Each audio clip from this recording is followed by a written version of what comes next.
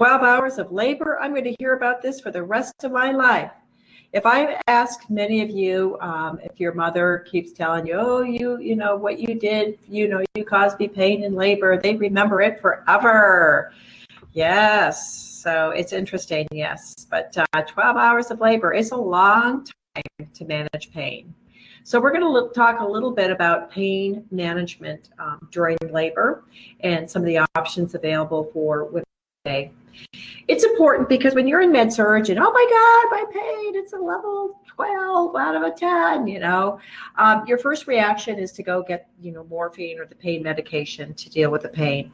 But pain is a normal and self-limiting event during birth. So it's almost like you have to get used to people being uncomfortable and helping them to manage their pain. It can be prepared for. We have childbirth education classes. There's Lamaze classes. There's all kinds of different types. Almost every hospital offers childbirth education classes, and some doctors even do. I know birthing centers, they offer their own childbirth education classes. So it's to help prepare them for what to expect and how to manage and cope with their pain. The nice thing about pain during birth is it does end with a birth and a gift. But we also have to remember it's very subjective and it's personal. There's many different ways that you can handle pain during labor. If you start up at the top left, go to the right. I mean, you can manage pain through water therapy. You can manage it by breathing and relaxation. You can manage it with a lot of support, different positioning and massage. You can manage it. It is noisy, but you don't want the high shrill yelling because that wastes energy and isn't productive. So we want to manage that. Some people prefer something through the IV for pain management. Some people prefer the epidural, and we can do acupressure. We can do all kinds of stuff during labor to help manage it. So there's lots of things that we can do to manage pain. One thing to remember is when we talked about positioning patients, how important it is to keep them off their back so that it has good perfusion of blood flow to the baby. But also this hands and knees position is a very good position because the baby can hang and it has room to rotate into that anterior position where we like that the baby's looking down with its chin to its chest, which is the smallest diameter of the baby's head to get through the birth canal. So many positions like this are encouraged, and we teach patients to constantly move their positions to keep that baby to get it rotated and down the birth canal.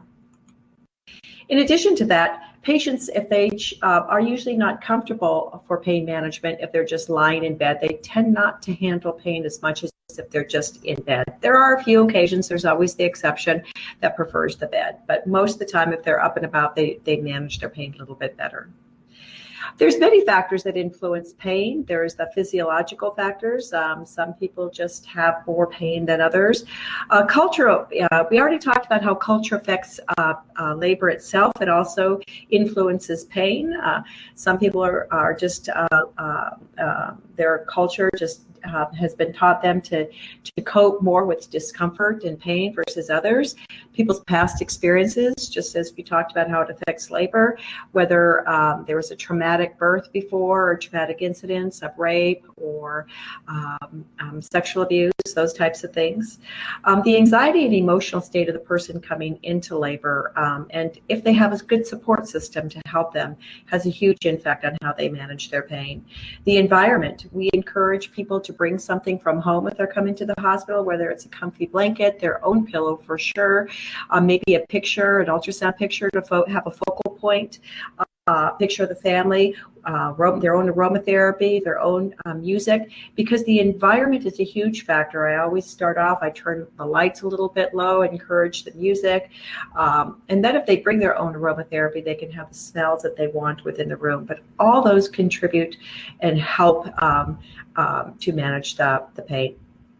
Childbirth preparation is geared to help people prepare for what to expect in birth, and including the options, but also some non-pharmacological pain management as well, including breathing, relaxation. I know when I teach, we get them out on the balls, teaching position changes and all kinds of stuff. What she's doing right now is, if you look at the instructor in this picture here, she's showing them a baby in a hip, which when you come into simulation, you'll see, I'll show you that. But it shows you where the hip is, and that baby head is in the canal and it's looking down. And that's the anterior position that we want the baby in. And by position changing, and we can get that baby, give it a better chance to get in that position, to speed up labor and also decrease the amount of discomfort. We do assess pain. We ask them on a scale of 0 to 10. Pain, we believe the patient. We ask where it is. Of course, most of the time, it's going to be, contractions, of course. And then we kind of work with what's going to help. I would say this: if somebody comes in rip-roaring pain, you just help them through the contraction. You ask them after the contraction what their pain level was through that last contraction. Because if you start asking people questions while they're contracting, they're going to get very angry with you. They need to concentrate if they're uncomfortable with their contractions. Remember that pain is personalized for each individual. When we think of pain control, we really use to manage pain in labor. We use the gate control theory, which is basically you have all these pain signals if you cut your finger going to the brain. Studies have shown that if you give pleasure signals, it blocks some of the pain signals. So, for instance, if somebody is laboring and they're having a contraction, it's sending pain signals to the brain. But if you massage her back and you've got aromatherapy and music going, or you get in the water, it actually blocks some of those pain signals to the brain to improve, to help her manage the pain. So we use the gate control theory in coming up with ways to manage pain, like massage, stroking, music, focal points. So if you have like an ultrasound picture of your baby and you put it on the wall as you're breathing, you look at that, there's the light at the end of the tunnel, there's that baby I'm doing this for. Imagery, some people imagine they're at the beach, and when they're in the tub with the water therapy, the waves, the waters look like they equate that with the contractions. So there's lots of non-pharmacological methods. I've had lots of patients tell me after my childbirth education classes that some of these things have helped them just in general in life when they've had to have testing done, like MRIs and other things, that they practice their breathing and their imagery and focal points. So it's good for all of us to learn a little bit of non-pharmacological pain management for all types of nursing. It's important to have that support person. Again, evidence-based practice states that support person has a lot to do with their experience, especially if it's a pleasurable one. Relaxation, breathing techniques, I always tell them relax from head to toe. A lot of times I'll touch their head and tell them to relax their jaw, relax their shoulders, relax their arms, shake out their hands, relax their hips, shake out their feet, head to toe. So after a patient will have a contraction, I have them relax from head to toe. So if a patient says, I'm getting a contraction, I'll go ahead and say, take a deep breath in through the nose and out through the mouth. And that's a cleansing breath. Take another breath in through the nose and out through the mouth. That's a cleansing breath. And that's to kind of get them ready. Now, they can do some slow, deep breathing during the early labor, but after that, they may do the But we always begin and end the contractions with a cleansing breath, the deep breath in and out. Again, we keep them again, and then after the contraction, we would say, go ahead and relax head to toe and shake it out. We do frequent position changes. That motion tends to help our patient. Effleurage is a very light massage touch, particularly on the abdomen. Counter pressure is when women are having a lot of back labor, particularly if the baby's in that posterior position looking up. It puts a lot of pressure on the back, and so some counter pressure. We have tennis balls that we use or other massage aids to get that deep counter pressure right on the back, which is very helpful. Hydrotherapy is just putting them in the tub. If they're water broken, they don't want to get in the tub. Some hospitals don't want them in the tub if they're water broken because of infection. We put them in the shower, and it's still that water therapy is very therapeutic. Again, music, visualization, imagery, attention focusing. And here's the water therapy that's very beneficial. You've got the labor ball. Do you see how her legs are open? That opens up the pelvis, and then if she kind of bounces up and down, it kind of brings the baby down to the pelvis. That's a very good technique there. A lot of times we'll put them up against the bed with a ball like that so that they have the bed to hold on to and keep the balance. Again, the guy on the right lower picture, or the support person, excuse me, the right lower is providing counter pressure on her back. She probably has some back discomfort. And again, she's using counter pressure and water therapy for the pain in that lower right picture. Again, touch, massage, acupressure, hypnosis. I haven't seen anybody do it, but it is part of some people's practice. Heat and cold therapy. Some people like a little heating pad on their back. Aromatherapy, biofeedback, vocalization, moaning. It's really helpful for some people to get through it. Kissing has actually been proven to be a non-pharmacological management for pain. Again, breathing techniques. We have the cleansing breath. Some people, when they're breathing too much, they hyperventilate, their fingers start to tingle and stuff. So we just slow their breathing down. And sometimes we'll give them a paper bag to breathe into. It's just respiratory alkalosis. Just slow their breathing down. Again, when they push, we encourage an open glottis to increase the oxygen transport to the patient. And that's just like when they push, we want to hear some noise. You know, that's an open epiglottis, which is better for pushing. There are some people, though, that don't want to do the whole non-pharmacological pain management, although I would say that it's very beneficial for all, particularly in the early parts of labor. But some opt for pharmacological measures. So just remember, though, when we use them in addition to the non-pharmacological techniques as labor becomes more active. I would say that the majority of women will opt for some type of pharmacological support during labor, particularly if they know it's there. And it's not something to be ashamed of or bad or anything about. I mean, a lot of people, when they go to the dentist, they don't say, oh, don't bother to numb me. You know what I mean? Just go ahead and do it. I mean, most people will opt for pain relief if it's available. So we can give all types of pharmacological management. We have sedatives, we give antiemetics, we give narcotics, including Demerol, Nubain, Stadol, and fentanyl for pain. We have regional blocks, the pudendal nerve block, epidural block, and the spinal block that are all used in our department. Sedatives, you wouldn't think that we would need sedatives, but there are people that towards that last week, they have contractions that are consistent, but they're Braxton Hicks, but they can't sleep, they get really irritable. So sometimes we may give them a little Vistarol or Ambien to help them sleep so that when they actually go into labor, they're well rested. Phenergan is actually an antiemetic, or it actually facilitates some of the narcotic with it, but it has a sedative effect as well. In fact, if we give Phenergan, it has kind of a narcotic effect, even if we give it for antiemetic, that makes them sleepy and tired.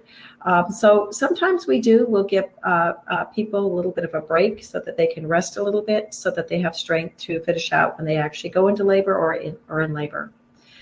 We stay away from barbiturates, which cross the placenta and can cause respiratory and vasomotor depression, like Seconal would be one, which will affect both the newborn and mom. So we're selective in what we use. I will say that the pregnant women in general tend to be nauseous and vomit a little bit more in that first trimester. But even during labor and sometimes during transition, people get very nauseous. So really, Zofran is one of our best friends in labor and delivery. It works really well. Zofran, we usually give 4 milligrams IV, and it works really well. Phenergan, we don't use too much for an antiemetic because it has that narcotic effect. If anybody's ever had it, it just makes you really sleepy. We want our patients to be alert and be able to enjoy their birthing experience. I will say that one of the reasons we use antiemetics, if we think that 25 to 32% of our patients will end up with a C-section, which is 1 out of 4. Part of the process of getting somebody ready for a C-section, there's 3 different types of C-section patients that we get. One is the planned C-section.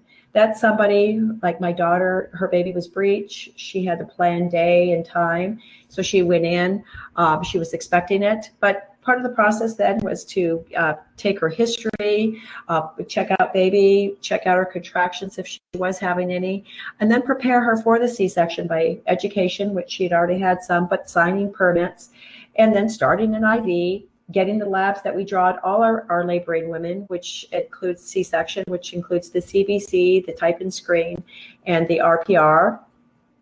And then giving them an IV bolus at that time. But part of a C-section also in getting them to the OR for a planned one is the pre-op meds. And there's usually going to be some antiemetic, and Zofran is a biggie. Sometimes they'll use Reglan as a antiemetic for pre-op.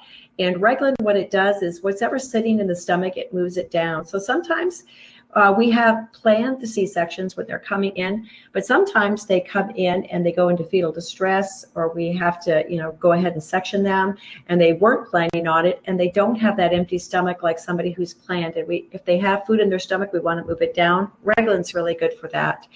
They would still probably get Zofran.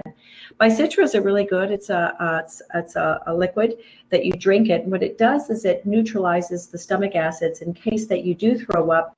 It's not as acidic and damaging to the lungs in case it gets into the lungs.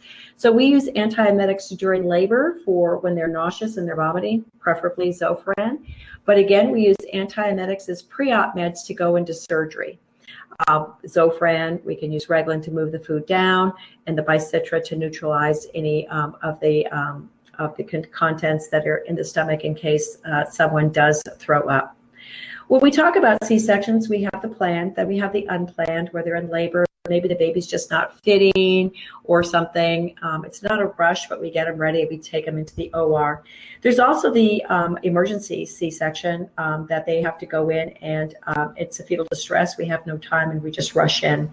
So those are different types of C-sections that we do that are included in the, anywhere about 30% of the population, either planned, unplanned, or emergency C-section as well. Analgesia. Queen Victoria used chloroform during the birth of her son in 1853, and prior to the mid-1800s, there really wasn't any recorded analgesia used for females during birth. But the goal of it is to basically alleviate the sensation of pain without the loss of consciousness, because we want them to be awakened to actually enjoy the birth of their child. So IV administration is preferable to IM because it works fast. So if they want something for pain, we'll probably have the saline lock. We'll probably start the IV and give them something. The thing about pain medication when we give it through the IV is that if we're going to be giving Nubain or fentanyl or Stadol, the timing is extremely important. We don't want to give it too early because what it does is it slows down labor. But if we give it to them at the right time, we don't want to give it too early.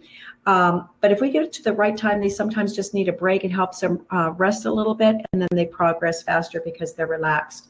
But we don't want to give it too early. If we give it too late, that's bad too. We want at least a couple of hours before they deliver, because if we give it too late, it goes to the baby, and then the baby comes out not wanting to breathe or eat because of the medication. So we want that timing of that IV medication is really important. Not too early to slow labor down, and not too late to have effects on baby. The effects on the newborn, if the baby is born rather rapidly after some fentanyl or Nubain or something, is respiratory depression, which causes decreased alertness, delayed sucking, and they just don't want to breathe, and they don't want to eat, which are two things we want baby to do when baby is born. They need to take that first breath vigorously to pink up and get the oxygen so that they can move and eat and all that. Some of the analgesics that we do use is Dilaudid. We used to use Demerol, but no longer is the preferred choice because really it has too many side effects. It causes nausea. It also causes respiratory depression that's not reversed by Narcan. So Demerol is not a drug of choice, but we do use Dilaudid, fentanyl, Stadol, and Nuvain are the drugs of choice for IV medication. We do not use morphine or heroin or codeine because it decreases maternal heart rate and respiratory rate. It does cross through the placenta and it causes fetal distress. Remember when we talked about fetal heart monitoring, absent or minimal fetal heart rate variability? We don't want that. If we give the other medications, it may decrease the variability and the activity of the baby, but not significantly, and it will pick up once the medication wears off, which is usually within 1 to 2 hours. How we give narcotics, remember, we give them IV. We don't want to give them too early. We don't want to give them too late. We want to give them when they're good active labor. Maybe they just need a little bit of a break to take a little bit of a rest so that they have the energy to finish it out. Most of the time, if we give IV medication, we're not going to give more than a couple doses because we don't want the added effects. Again, timing, not too early and not too late. If it's ordered though, and we do give 2 doses, we can give it every 1 to 2 hours. Most people will limit it after the second dose, and again, not too close to delivery. If we happen to give it to a patient and she delivers rapidly afterwards, we always have Narcan readily available. If the baby does have CNS depression, Narcan can promptly reverse the CNS depressant effects, especially the respiratory depression. When I first started practice, we gave a lot of Demerol, which would cause respiratory depression. That's when I used Narcan. I have not used Narcan in years, but then again, most people will opt for epidurals now, and most of them don't like the effects of analgesics. But there are still a few that will take analgesics as well. I will say one of the benefits of pain medication through the IV is that you still have mobility. Some people want that. It's really good for patients that are just having a really tough time and just need a break. But some of the side effects is that fuzzy brain that people don't like, their decreased alertness. And so some people just don't like that feeling, so that would not be a good choice for them. They may want to go more for the regional block, which includes the epidural. The epidural is used for pain management during labor. A spinal is given for planned C-sections. Those that come in and we get them ready for a C-section, we educate them, we get their prenatals, we get their labs, we start their IV, we give them their pre-op meds, permits signed. And then we usually, because they come in NPO, the planned ones, we know that they're going to get a spinal analgesia, which is where the medication goes straight into the spine, but we don't connect it to a tube to get continuous in the amount because we only need them numb for about an hour for surgery and a little bit afterwards for recovery. But because they've been NPO, we're usually going to give them an IV bolus of a couple thousand milliliters of lactated ringers prior to that spinal. So we start the IV, we hydrate them. And the reason being is because when you get a spinal or an epidural, it causes vasodilatation, which causes a drop in blood pressure. And we know a drop in blood pressure will cause poor perfusion to the baby. So we prevent that by giving IV boluses. We're going to talk a lot about the epidural, though, and some local and prudental, which we used to do a lot of prudentals, but we hardly do any of those currently. A local would be maybe the patient had nothing for pain, and now maybe she needs a laceration repair or an episiotomy repair, and we don't want her to feel that perineum. Usually the doctor will inject 1% lidocaine into that area.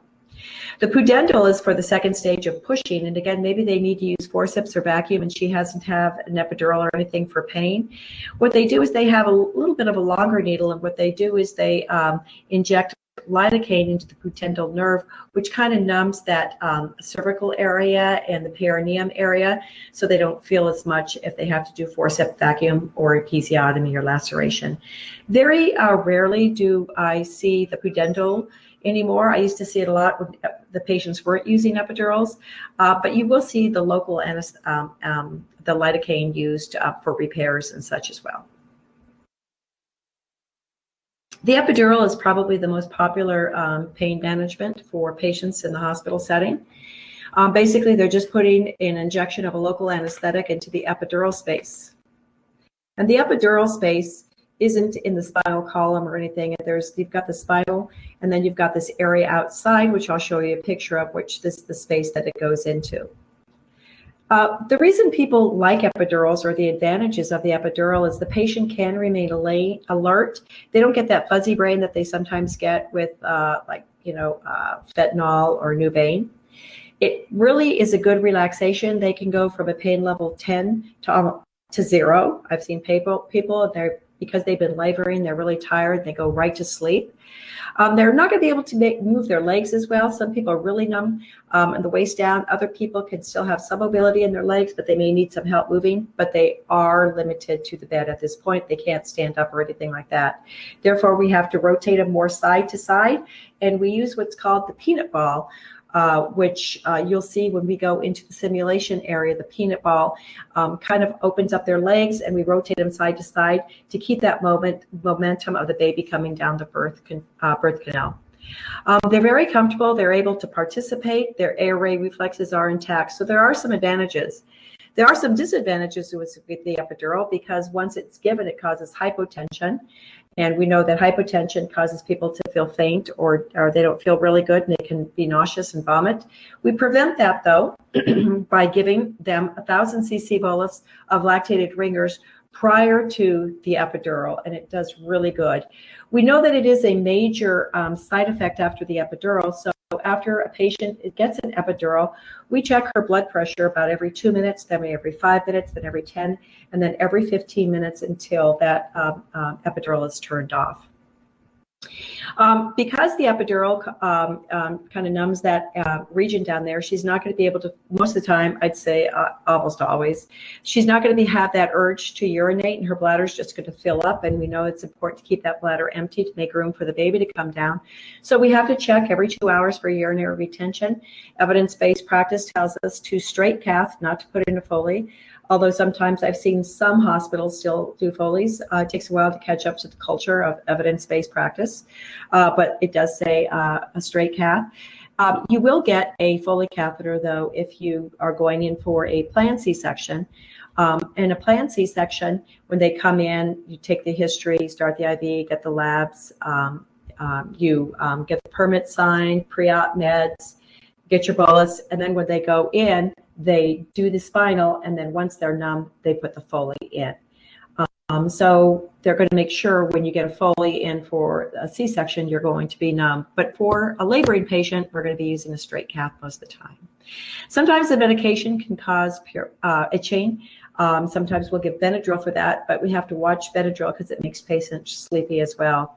We know the importance of the freedom of movement to get the baby down the birth canal and descend it, and so it's in the right position, which is the anterior position with its face down and chin to its chest.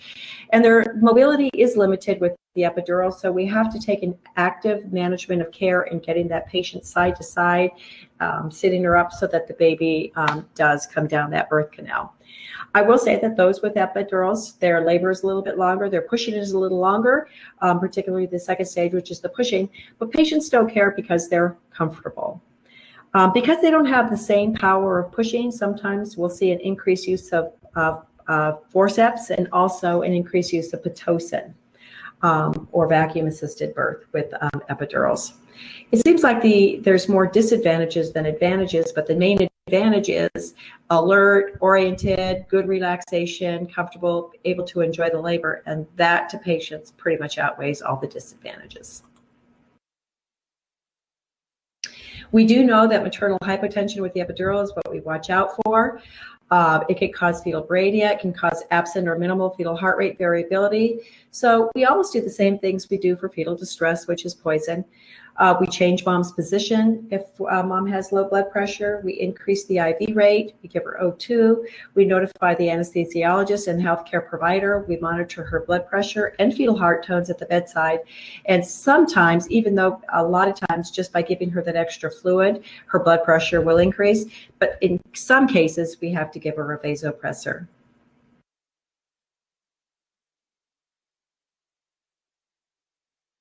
Complications of the epidural, we've already talked about hypotension that can lead to fetal bradycardia or fetal distress. Sometimes they get numb and they can't feel themselves breathe and it freaks them out. Then the anesthesiologist will give them something to lower that anesthesia level. Sometimes the anesthesiologist accidentally hits the spinal space, and then the next day or later on they complain of a spinal headache, which we actually, if they have a spinal headache, we kind of get a good idea because it hurts less when they're lying down, and when they sit up, it really hurts. Eventually, that spinal headache will go away on its own once that little puncture is sealed and heals. But our patients are taking care of a baby, and this is a beautiful experience for them. We don't want that. So the anesthesiologist will actually take some blood from the antecubital, put in another epidural, and put in the blood into the epidural space, and instant relief because it blocks that little open spot, and it's instant relief for them.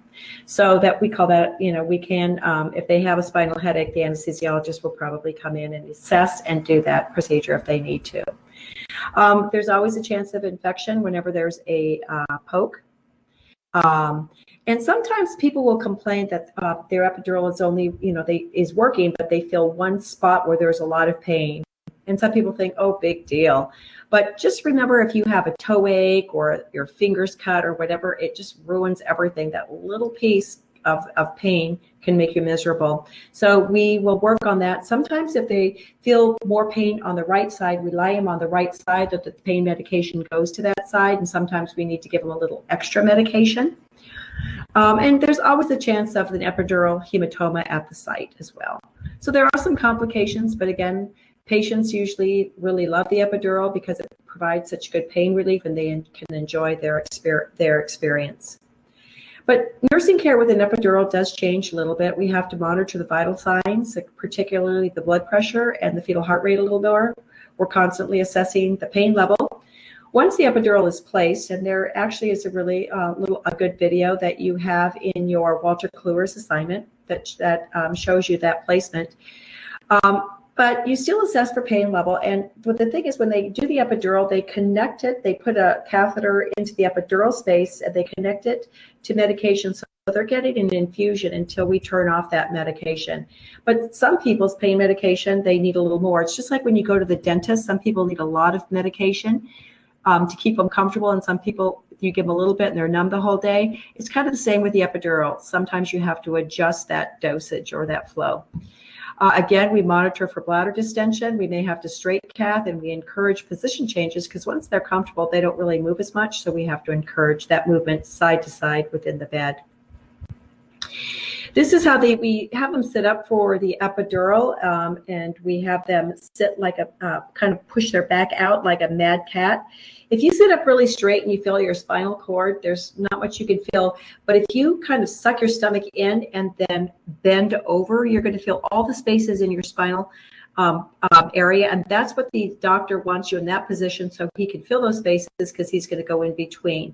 Right here, he's numbing the area with lidocaine before he does anything. But before he even numbs it, you'll see the betadine. He'll wash the patient off with betadine. And unless the patient is allergic to betadine, that's why it's really important to ask the patient if she is allergic to iodine or betadine or shellfish, because we use betadine in the hospital. We'll use HepaCleanse if she is allergic. Once once he's numbed it, he'll put the needle in. He'll know when he gets to the epidural space. And then what he's going to do is he's going to thread a catheter into that space and connect it to a pump. You can see here's how a patient will sit. Usually I position myself in front of the patient, provide her support. She usually rests her head on my chest or my shoulder, and I help her breathe through the contractions. But here's you can see where the catheter goes in. You can see there's the spinal cord in that's yellow. The epidural space is the gray area outside of that, and that's where they actually place the catheter. And you can see how he has to go in between the spaces, and that's why that position is really important. There's the catheter that is placed when, and then the needle is removed, just like with an IV. You put the needle is in, the catheter is in, and then you remove the needle. That's the same with the epidural. Then he tapes it up so it doesn't come out, and they tape it up really good, and then they connect it to the pump. This is a true thing. There's before the epidural, and they're totally changed personality after the epidural. Again, you reposition them with pillows, you get them comfortable, and they a lot of times are going to go take a nap, go right to sleep. That time I encourage their support system, which I'm always doing because they're the main support. I encourage them to go to the bathroom, take breaks. But at this time, I'll encourage them both maybe to take a nap so that they're ready for the pushing part and actually the birth of the baby. It doesn't mean I'm still not checking every 15 minutes on them, but they can get at least a little bit of rest. Another option, if you ever watch Call the Midwife on the PBS channel, it's really good, but nurse midwives, and back in the 60s, they used to use nitrous oxide, which is laughing gas, for pain control, and it gives the patient the feeling of euphoria and decreased anxiety. So actually, it's back in the hospitals now. The client needs to hold the mask because if they get too much, they're going to let go. So they control it, but they have to be able to hold the mask. And once they get enough, they let go, which is what they should do. There is an increased interest and use in the United States. It can cause some nausea and dizziness. So we have to be careful, but it is a good option there. And, sometimes, so that they're in most hospitals, they'll have nitrous oxide available. And for those of you who have ever been to the dentist, sometimes you've had that laughing gas. It works well to get rid of some of that anxiety and feel good. So again, if a patient is coming in for a planned C-section, her pain control will be a spinal, which is very similar to the epidural, except they're not going to feed the catheter in, they're going to inject medication. This medication, usually they use fentanyl, but a lot of times they use Duromorph, which actually helps them a little bit of pain relief within the next 24 hours. With the spinal and epidural, you're going to have pain relief. With the epidural, once we turn off the medication, then they're going to be able to move their feet, their knees, and then lift their bottom up. The same with the spinal. That will wear off after a couple of hours. So part of the recovery of an epidural in a spinal patient is once that medication is wearing off, we make sure that they can move their feet, bend their knees, and actually lift their bottom up off the bed. Once they can lift their bottom up off of the bed, they might be able to assist to a sitting up position and soon be ready to get up to the bathroom at that point. Of course, with the C-section, we'll wait a little longer and she will have a Foley catheter for a while. The spinal is an injection through the third, fourth, or fifth lumbar interspace. Not that you need to know that for any kind of testing purposes on my end. Again, it's used for cesarean birth. It provides anesthesia from the nipple to the feet. Now, that's for the planned C-section. Well, how about that's going into labor? And what if she's in labor and then we have to go? We could still give her the spinal, but a lot of our laboring patients already have the epidural. If that's the case, we use the epidural for anesthesia for a C-section. We just dose her up better so that she doesn't feel anything for the C-section. So some C-sections, if they're unplanned, those patients will have an epidural for their C-section.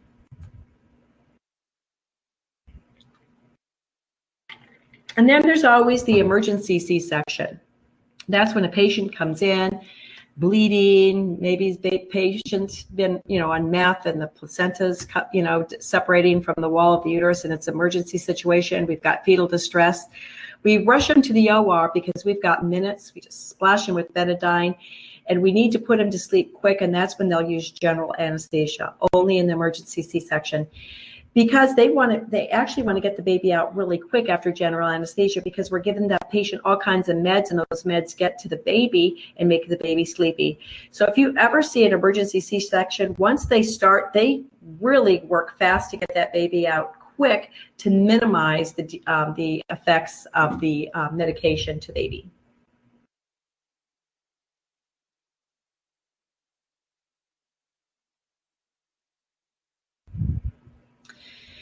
It's really important when we talk about pain management that we provide the education and the knowledge so that they can make an educated decision. And if they come in and they're, in early labor, that's the time to talk to them about it. We highly encourage childbirth education classes so that they know their options. Educate and answer any questions, and so that they can get the education they need to make the choices that they need to make for their individual labor. Again, on the other PowerPoint, brain. What are the benefits and risks of the epidural, of pain medication through the IV? Benefits is pain relief for the epidural, but benefit of, you know what I mean? And without the fuzzy brain, there's always risks. What else can they do? Well, they always have options of water therapy, all the non-pharmacological, or maybe nitrous oxide. What's their inner intuition or their inner feeling telling them to do? And they always have the right to say, no, I don't need anything for pain or whatever. I will say this is that if a patient comes in and says she wants to go without any pain medication, I let her know what's available for her, but I will also let her know that she needs to tell me when she wants something for pain, because if she tells me she doesn't want anything, I don't want to push anything on her. Because you can imagine if somebody says they want to go without anything for pain and then they look like they're having a hard time coping, and I say, do you want an epidural? It's almost like I'm saying that she needs it. So I always make sure that they have to ask me for it. And believe me, if somebody wants something for pain, they're going to ask like they wanted it yesterday. Like when people finally decide they go with the epidural, they're like, come on, hurry up. I don't want to feel one more contraction. So believe me, they will let you know. Again, burp your patients, keep them breathing, keep that bladder empty, help them relax, and position them frequently. That's just in The Business of Being Born is an interesting movie that they have out on Netflix, but you could also look it up online. But it kind of talks about how we've made a normal, natural birthing event in life more into a medical procedure. And you can see that when you start doing the epidural and you add all these lines on to the patient and everything else, that it really looks more like a medical procedure. So that's just an interesting showing both sides of kind of the situation of an epidural versus not. So just for your own added resources. So that's the ends this PowerPoint. Again, if you have any questions, just write them down. You can ask me during class, and we'll probably talk a little bit about some pain management options again in class next week. So have a wonderful rest of your day. Thank you.